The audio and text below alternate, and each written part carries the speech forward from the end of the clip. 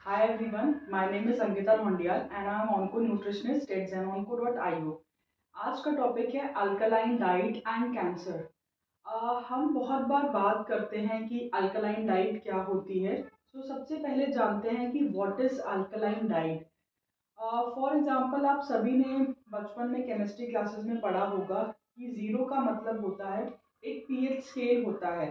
तो ये pH scale हमको बताता है 0 से लेके 6 तक एसिडिक होता है, 7 न्यूट्रल होता है और 7 से लेके 14 तक जो स्केल होता है पीएच स्केल वो होता है अल्कलाइन यानी कि बेसिक।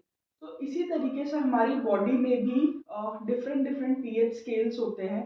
अगर हमारी बॉडी ज़्यादा एसिडिक होती है तो वो एक बीमारियां बढ़ाने का कारण होती है।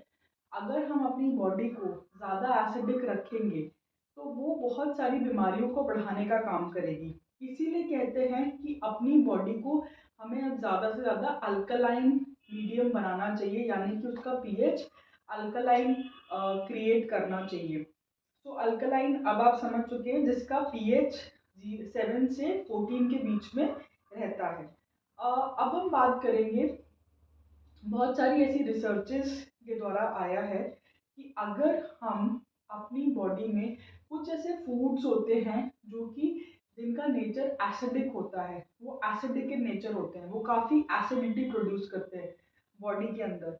फॉर एग्जांपल फूड जैसे कि processed foods, foods rich in fats जैसे कि मीट हो गया, नॉन वेजिटेरियन प्रोसेस्ड फूड्स हो गए, सैचुरेटेड फैट्स हो गए, रिफाइंड कार्बोहाइड्रेट्स हो गए। ये सारे फूड्स होते हैं हाई इन एसिड। ये जैसे ही आपकी बॉडी के अंदर जाते हैं, गट के अंदर जाते हैं, they make acidity in the body. तभी आप लोगों ने कई बार महसूस किया है कि आप लोग bloating, gastric issues, acidic issues उन लोगों को ज़्यादा होते हैं जो कि junk eating, high process foods या फिर ज़्यादातर नॉन वेजिटेरियन फूड्स ईटिंग करते हैं रेगुलर बेसिस पे। तो उन लोगों को ज़्यादा से ज़्यादा एसिडिटी की इश्यूज होती हैं, डाइजेशन इश्यूज होते हैं, गट रिलेटेड प्रॉब्लम्स होते हैं। तो आई वुड सजेस्ट कि अगर आपको अपनी बॉडी को न्यूट्रल रखना है तो हमको अपनी बॉडी को एक एसिडिक मीडियम प्रोवाइड करना बहुत ज़रूरी है। एसिडिक फूड से हमको अगर बैलेंस करना है तो ऑब्वियसली हमको अपनी बॉडी को एक अल्कलाइन मीडियम प्रोवाइड करना बहुत ज़रूरी है। अल्कलाइन फूड्स वो फूड्स होते हैं जो कि प्लांट बेस्ड फूड्स होते हैं। फॉर एग्जांपल जो प्लांट डिराइव्ड होते हैं जैसे कि लेग्यूम्स जिनमें की होती हैं दालें, sprouts, nuts, almonds, walnuts, Brazil nuts, raisins, then comes milk जैसे कि जो आलमंड से बनता है वो बोलते हैं आलमंड मिल्क, मिल्क, सोया प्रोडक्ट्स। ये सारी चीज़ें होती हैं अल्कलाइन जो आपकी बॉडी को एक अल्कलाइन मीडियम प्रोवाइड करती हैं। ये हो गए अल्कलाइन फूड्स। मिलेट्स जो कॉम्प्लेक्स जो कि कार्ब्स में आते हैं, जो हाई इन फाइबर होते हैं। ये सारे फूड्स होते हैं अल्कलाइन जो कि हमारे लिए काफ़ी ज़्यादा फायदेमंद होते हैं। कुछ फूड्स, तो अभी हमने बात करी कि अल्कलाइन फूड्स कौन से होते हैं, एसिडिक फूड्स कौन से होते हैं। हमको अपना बॉडी का जो पीएच है वो उसी के अकॉर्डिंगली मेंटेन करना चाहिए। अगर आपको एसिडिक फूड्स खाने हैं और बॉडी में एसिडिटी बढ़ानी है तो खाना शुरू कर दीजिए प्रोसेस फूड्स जिनकी मैंने बात करी। और अगर हमको अपनी बॉडी को एसिड से बचाना है, एसिडिटी कम करना है, तो हमको अपनी बॉडी को अल्कलाइन करना बहुत ज़रूरी है। अब अल्कलाइन डाइट कैसे हेल्प करती है हमको कैंसर से बचाने के लिए।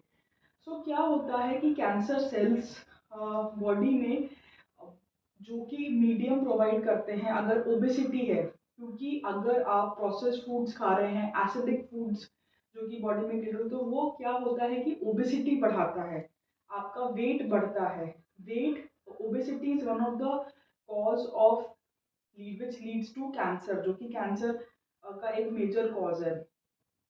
डायबिटीज होता है, हाइपरटेंशन होता है, थायराइड होता है। सो ओबेसिटी अपने आप में ही एक बीमारी है जो कि बहुत सारी और बीमारियों को बढ़ाता है, जैसे मैंने आपको बताया।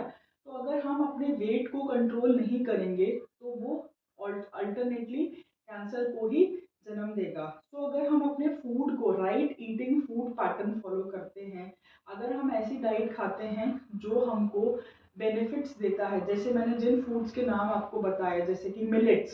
सो मिलेट्स का बहुत इंपॉर्टेंट रोल होता है, वो एंटी इन्फ्लेमेटरी होते हैं, वो आपके वेट लॉस में बहुत हेल्प करते हैं। अगर हम रागी, ज्वार, बाजरा अपनी डाइट में इंक्लूड करते हैं तो वो आपकी बॉडी से टॉक्सिन्स को रिमूव करते हैं, फ्लश आउट करते हैं, सो दैट जो भी नेगेटिव सेल्स अगर बॉडी में बन रहे हैं तो उनको रिमूव करने का काम करता है।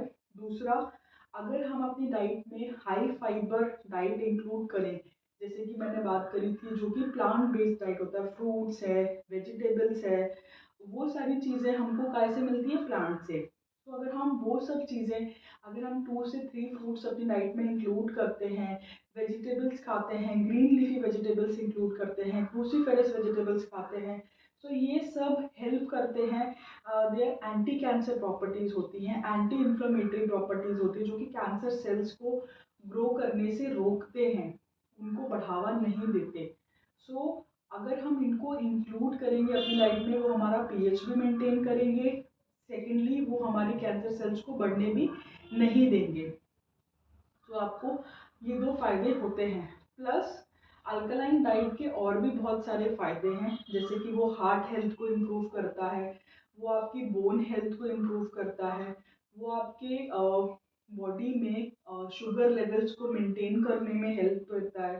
जैसे कि मैंने आपको बताया, अगर हमारी डाइट में हाई फाइबर है तो वो हेल्प करेगा कि वो आपके शुगर लेवल्स को, इंसुलिन लेवल्स को मैनेज करे, आपकी बॉडी में टॉक्सिन्स को रिमूव करने में हेल्प करेगा। सो आज हमने ये सीखा कि हमें अल्कलाइन डाइट काफ़ी बेनिफिशियल है, जो कि कैंसर सेल्स को ग्रो करने से कम करता है।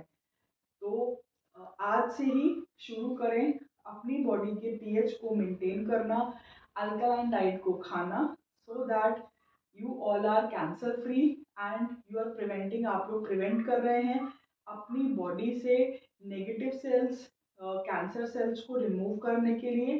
तो सबसे पहले अपनी डाइट में इंक्लूड करें प्लांट बेस्ड डाइट, जो कि होते हैं मिलेट्स, होते हैं फ्रूट्स, वेजिटेबल्स, मिल्क में soya milk, almond milk, tofu, nuts, almonds, ये सारी चीज़ें अपनी डाइट में रोज़ाना इंक्लूड करें।